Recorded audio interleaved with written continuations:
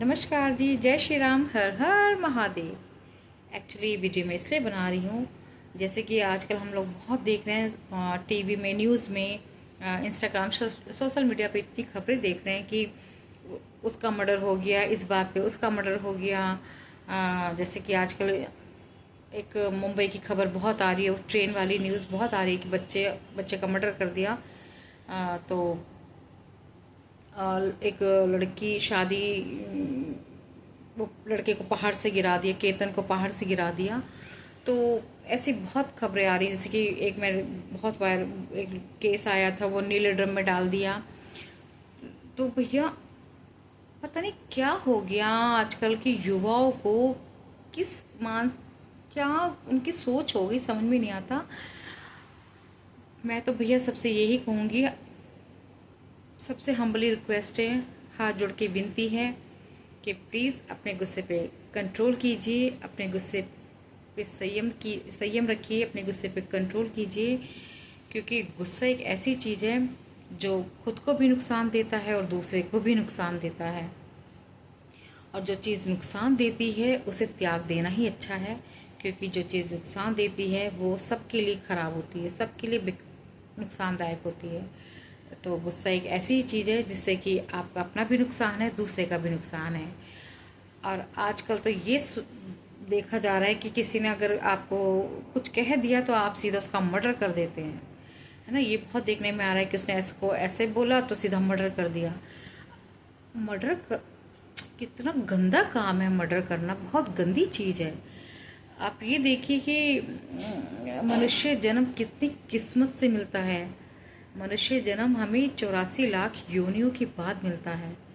और मनुष्य जन्म एक ऐसा है जिसमें हमें सोच समझ की समझ होती है कि ये चीज़ गलत है, ये चीज़ सही है, इस चीज़ की हमें समझ होती है। तो अगर हम कुछ गलत भी करने जा रहे होते तो हमें एक बार अंदर से आवाज़ आती है कि ये चीज़ गलत है, ये नहीं करना। लेकिन उसके बाद भी लोग बाग गलत काम ऐसे कर रहे हैं जैसे कि उन्हें किसी रिजल्ट से कोई डर ही नहीं लगता। तो किसी चीज़ का डर ही मतलब हर चीज़ का डर खत्म हो गया लोगों को। और मर्डर तो ऐसे खेल बना दिए कि कोई खेल सा हो गया कि तू, जैसे कि सॉरी होता है ना कि गलती हो गई सॉरी, तो ऐसे अगर कोई बात होगी तो सीधा मर्डर कर देते। अरे क्यों माहौल ख़राब करते हो भाई, क्यों माहौल ख़राब करते हो। जो बच्चा घर से बाहर जाता है ना, वो किसी का बेटा होता है, वो किसी का पति होता है, वो किसी का भाई होता है, बच्चों का पिता होता है। आपकी जरा सी गलती के कारण आप किसी के घर के दीपक को बुझा देते हो, किसी के घर के चिराग को बुझा देते हो, किसी के घर पे कि किसी के घर से कि मतलब बच्चों के सर से बाप का साया हटा देते हो। आज के टाइम में ना अपने बच्चों को बाहर भेजते हुए भी बहुत डर लगता है। और हम अपने बच्चे को यही समझाते हैं कि बेटा अगर कोई कुछ कह रहा है ना तो चुपचाप से घर आ जाना, क्योंकि सामने वाले का नहीं पता उसकी उसकी सोच कैसी है, वो अपने साथ क्या लेकर चल रहा है, उसके पास क्या है। हम अपने बच्चे को समझाते कि बेटा तुम चुपचाप से घर आ जाना। और जब बच्चा बाहर जाता है ना, 10 यूँ फ़ोन करते हैं कि बेटा कहाँ पे हो, कहाँ पे हो, किसी से बात मत करना, कोई कुछ कहे चुपचाप चले आना, क्योंकि माहौल बहुत ख़राब हो गया। तो भाई देखिए, जैसे हम अपने बच्चे को सुधारते हैं, अपने बच्चे को समझाते हैं, आप भी समझाइए अपना आप को, अपने बच्चों को, अपने आसपास के माहौल को समझाइए कि गुस्सा बहुत ख़राब चीज़ है। गुस्से पे कंट्रोल कीजिए, गुस्सा बहुत ख़राब चीज़ है। गुस्से से सबका नुकसान होता है। तो मेरे को इतना दुख होता है आजकल खबरें देखकर, जैसे देखती हूँ मैं उस पुणे में उस बच्चे का, मुंबई में जो केस हुआ है ट्रेन वाला, उस बच्चे की कहानी सुन के क्या सोचा था वो वापस आएगा नहीं आएगा, उसकी माँ ने सोचा था। तो माँ बेचारी बच्चे को जब भेजती है ना तो वो भगवान से यही दुआ करती है मेरा बच्चा राजी खुशी घर आ जाए शाम को। जब एक वाइफ अपने हस्बैंड को भेजती है ना ऑफिस, तो वो यही कहती है कि शाम को मेरा पति राजी खुशी घर आ जाए। एक भाई एक बहन हमेशा भगवान से यही दुआ करती है मेरे भाई की उम्र बनाए रखना, मेरे त्योहार की शोभा है, मेरा भाई मेरी शोभा है। एक बच्चे, जो बच्चे हैं ना, उनके लिए माता पिता उनकी दुनिया होती है। और कहते हैं अगर पिता तुम्हारे पास है ना, पिता का साया तुम्हारे सर पे है, तो दुनिया की हर एक चीज़ तुम्हारे लिए वो दुनिया की हर एक चीज़ तुम्हारे लिए वो खरीद के ला सकता है। तो बच्चों के लिए पिता एक भगवान होता है, उसकी दुनिया होती है। तो प्लीज़ किसी के बेटे को, किसी के माँ के बेटे को मत छीनिए, किसी के भाई के, किसी की बहन के भाई को मत छीनिए, किसी के पति के किसी की पत्नी के हस्बैंड को मत छीनिए, किसी के बच्चे के पिता को मत छीनिए। प्लीज़ रिक्वेस्ट है मेरी। जिस पर बीतती है ना, उसे पता है कि दर्द कितना गहरा होता है। आपके 2 मिनट के गुस्से में तो आपने तो उसका खेल कर दिया। 2 मिनट के गुस्से में आपने तो अपना अपने रिजल्ट दे दिया 2 मिनट के गुस्से में। लेकिन आपके गुस्से के कारण किसी की माँ का कलेजा इस दुनिया से चला गया, जो कभी वापस लौट के नहीं आ सकता। उस दुनिया में भेज दिया उसने जहाँ से कभी वापस नहीं आ सकता। क्या मिलता है ये सब करके आपको? क्या मिलता है भाई? बस यही कहूँगी मैं आप सबसे, अपने गुस्से को त्याग दीजिए, खुश रहिए, दूसरे को भी खुश रखिए, अपने आसपास के लोगों को भी खुश रखिए। गुस्सा बहुत ख़राब चीज़ है, आपको भी लेके डूबेगा, दूसरे को भी लेके डूबता है। तो प्लीज़ गुस्से को त्याग दीजिए।